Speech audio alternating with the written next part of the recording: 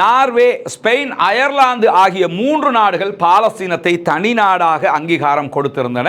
மற்ற நாடுகள் அங்கீகரிக்க போவதாக தற்போது பேசிக் கொண்டிருக்கக்கூடிய இந்த சூழல்ல இன்னும் பல நாடுகள் அங்கீகாரம் கொடுக்காமல் இருப்பதற்கு ஒரு காரணத்தை சொல்லுகிறார்கள். அது என்ன காரணம்னா 1933 கொண்டு வரப்பட்ட மான்டெவிடியோ ஒப்பந்தத்தின் பிரகாரம் ஒரு நாடு எப்படி இருக்க வேண்டும், ஒரு நாடாக ஒரு இடத்தை நம்ம அங்கீகரிக்கிறதா இருந்தா அதற்குரிய நிபந்தனைகள் என்ன என்பதெல்லாம் அந்த ஒப்பந்தத்திலே பேசப்பட்டிருக்கிறது. ஒரு பகுதியை ஒரு நாடாக அங்கீகரிக்கணும்னு சொன்னா அந்த பகுதியில் ஒரு நிரந்தரமான மக்கள் தொகை இருக்க வேண்டும். அதே போன்று அவர்களுக்கு ஒரு நிரந்தரமான எல்லை கோடு இருக்க வேண்டும். நிலையான ஒரு அரசாங்கம் அவர்களுக்கு இருக்க வேண்டும். மற்ற நாடுகளோடு ஒப்பந்தம் செய்வதற்கான தகுதி அவர்களுக்கு இருக்க வேண்டும். இப்படி இருந்தால் அந்த பகுதியை ஒரு நாடாக அங்கீகாரம் கொடுக்க முடியும் என்று 1933 தீர்மானம் சொல்லுகிற காரணத்தினால பாலஸ்தீனத்துக்கு இது எல்லாம் இல்ல, அதனால நாங்க அங்கீகரிக்க மாட்டோங்கிறாங்க. இது உண்மையானதான்னு கேட்டா யதார்த்தமானதான்னா வடிகட்டிய பொய்ங்கிறது தெரியும். பாலஸ்தீனத்துக்குரிய எல்லை எது என்று பார்த்தீங்கன்னா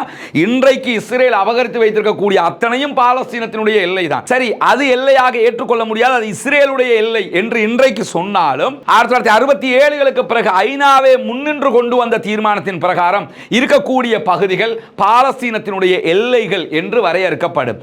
அதுவுமே இல்லை என்று சொன்னாலும் இப்பொழுது எது எல்லையோ அதை தீர்மானிக்க முடியும். ஆனால் அதற்கு அவர்கள் தயாரில்லை. இரண்டாவது, நிரந்தரமான மக்கள் குடி அங்கே இல்லை என்கிறார்கள். 25 லட்சம் மக்கள் காசாவிலே இது எங்க ஏரியான்னு உட்கார்ந்துகிட்டு இருக்கிறாங்க. நிரந்தரமாக அங்கதான் இருக்கிறாங்க. வெஸ்ட் பேங்க்ல நிரந்தரமாக அங்கதான் இருக்கிறாங்க. ரெண்டையும் இணைத்து 1967களுக்கு பிறகுள்ள நிலப்பரப்பை பாலஸ்தீனம் என்று அறிவிக்க முடியும். மக்கள் அங்கே இருக்கிறார்கள், அவர்களுடைய பூமியாக இருக்கிறது. ஆனால் அதை ஒப்புக்கொள்ள மறுக்கிறார்கள். காரணம் என்னன்னு சொன்னா நிரந்தரமாக அவங்க இருக்கலங்கிறாங்க. யாரு நிரந்தரமா இருக்கல? பாலஸ்தீன மக்கள் தான் நிரந்தரமாகவே அங்கே இருக்கிறாங்க. எனவே அதுவும் பாலஸ்தீனத்தை அங்கீகாரம் கொடுக்காமல் இருப்பதற்கான முறையான காரணம் அல்ல. அது ஒரு சால்ஜாப்பாக பொய்யாக சொல்லக்கூடிய காரணமாக இருக்கிறது. அதே போன்று ஒரு நிரந்தரமான அரசாங்கம் இல்லை என்கிறார்கள். நிரந்தரமான அரசாங்கம் 2006 நடத்தப்பட்ட தேர்தலிலேயே கொண்டு வரப்பட்டிருக்கிறது. அதற்கு முன்பதாகவும் நிரந்தரமான அரசாங்கம் இருந்திருக்கிறது. 2006 தேர்தல்களில் வெஸ்ட் பேங்க்லையும் அதே போன்று காசாவிலையும் பாலஸ்தீன விடுதலை போராட்ட அமைப்பினர் தான் ஜெயித்தார்கள். அவர்கள் தான் வெற்றி பெற்றார்கள்.